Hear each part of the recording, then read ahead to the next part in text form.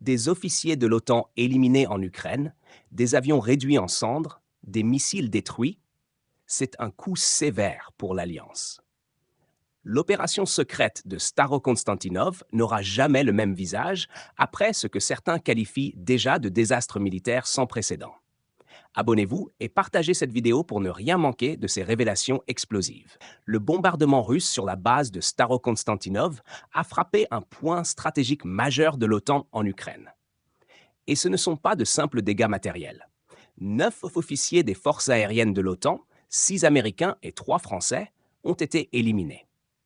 La base, servant de point de soutien pour les opérations alliées en territoire ukrainien, a été ravagée par des frappes précises.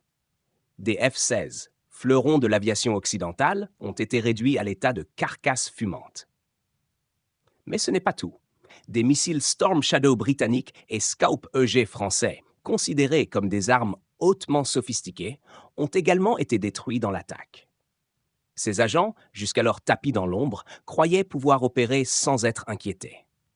La surprise a été totale, non seulement pour les Ukrainiens, mais aussi pour les commandements occidentaux. Ce coup de force de Moscou ne se contente pas de détruire du matériel, il envoie surtout un message clair. Même avec le soutien de l'OTAN, personne n'est à l'abri. L'Ukraine, désormais, n'est plus qu'un théâtre de guerre où les instructeurs et les mercenaires occidentaux risquent de plus en plus leur peau. Un jeu dangereux, où la frontière entre soutien militaire et engagement direct s'effrite chaque jour davantage. Les médias occidentaux, eux, restent étrangement silencieux.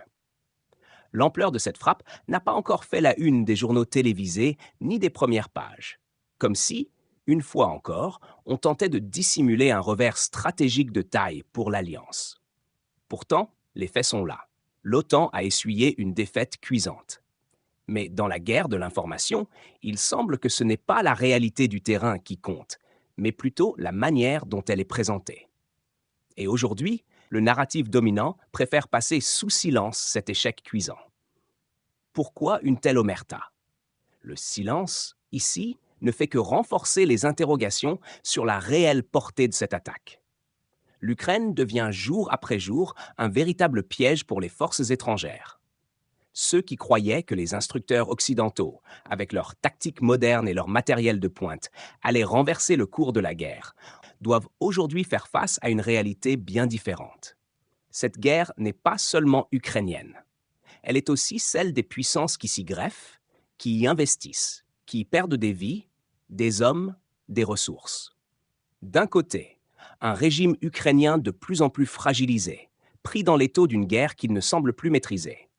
De l'autre, des forces étrangères qui, bien que déterminées à aider, se retrouvent prises pour cible. Ce beau bombardement de Starokonstantinov n'est pas une simple frappe militaire. C'est un coup de semonce, une manière pour la Russie de dire « Nous savons ce que vous faites ici, et nous avons les moyens de vous arrêter ».